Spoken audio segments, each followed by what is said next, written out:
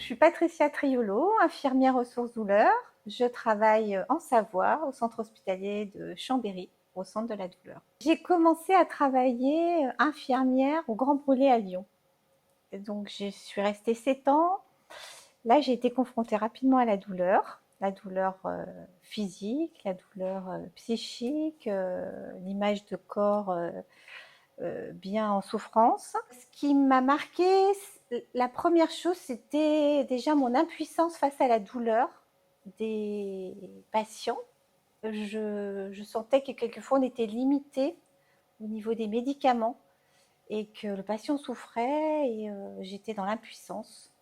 J'essayais de l'évoquer auprès des médecins qui ne m'entendaient pas et je me suis dit là, c'est pas le bon processus. Il faut que tu te formes, que tu sois un diplôme validant, que tu sois plus légitime pour argumenter. Et voilà pourquoi je suis arrivée au début de la douleur, qui m'a aidée après énormément dans ma réflexion, pour ma démarche d'évaluation, pour essayer de monter des projets, pour aider à la prise en charge de la douleur.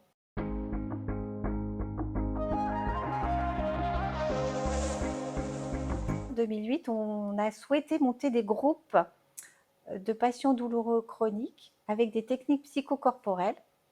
Donc, on leur apportait des outils, notamment du toucher-massage. Donc, les patients, lors du groupe, se massaient entre eux. Donc, tout ça avec l'accompagnement d'une thérapeute psychocorporelle, donc une collègue. Les patients, lors de ce groupe, se réconciliaient donc avec leur corps, se déculpabilisaient de leur douleur, puis partageaient, se sociabilisaient.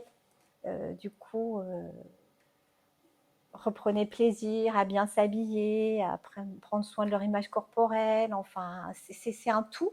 Ce projet, déroutant quand même, parce que ça a fait questionner, sourire beaucoup de personnes, et ben, il a été validé par le comité scientifique d'Apicil, qui nous ont soutenus.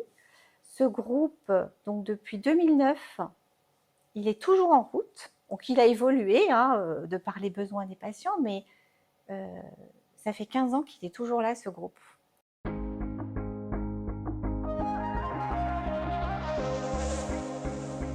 Donc, le premier projet, c'était ce groupe thérapeutique pour les patients.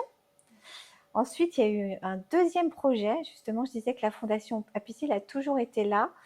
On s'est retrouvés avec d'autres centres de la douleur de la région Rhône-Alpes qui pratiquaient ces groupes thérapeutiques pour réfléchir, en fait, ensemble, dans les locaux de la Fondation Apicil, comment évaluer nos pratiques, se questionner sur le sens de ces groupes.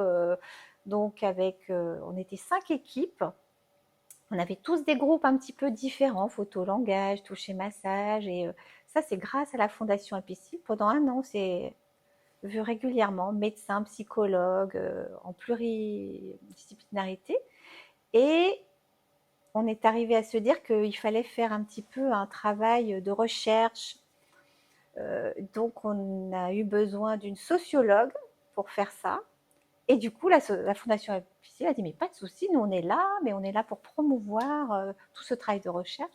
Donc, une sociologue est venue dans les 5 centres de la douleur, a fait des entretiens semi-directifs auprès de soignants, patients, et est sorti un article, très intéressant d'ailleurs, dans la revue Douleur en 2015, sur l'apport de ces groupes, ce que ça apportait aux patients et aux soignants.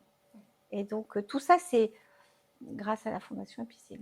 Parce que je pense qu'on n'aurait pas eu les moyens d'aller si loin, en fait. Et le dernier volet qu'on a eu la chance d'avoir, c'est donc accompagner un projet de formation pour les soignants, les former à des techniques psychocorporelles pour qu'ils aient des outils pour soulager la douleur en autonomie. Et donc, on a fait ce projet en 2016, qui est toujours pérenne.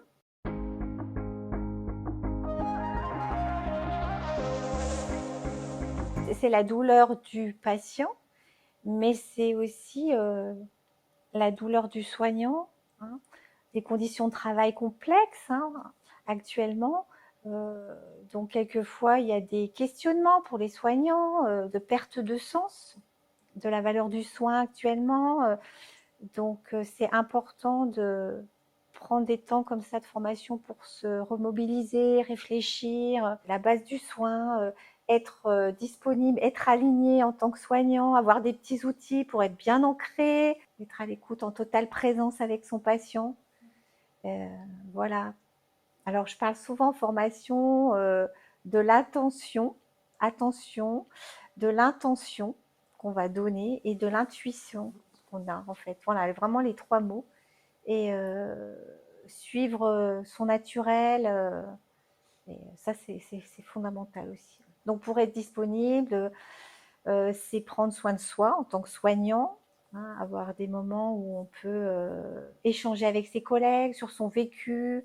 Euh, donc ces temps de partage, ils sont importants en équipe, avec les médecins, la cadre, avoir des temps de supervision. Enfin, nous, en centre de la douleur, on a besoin de ça pour pouvoir mieux accompagner les patients.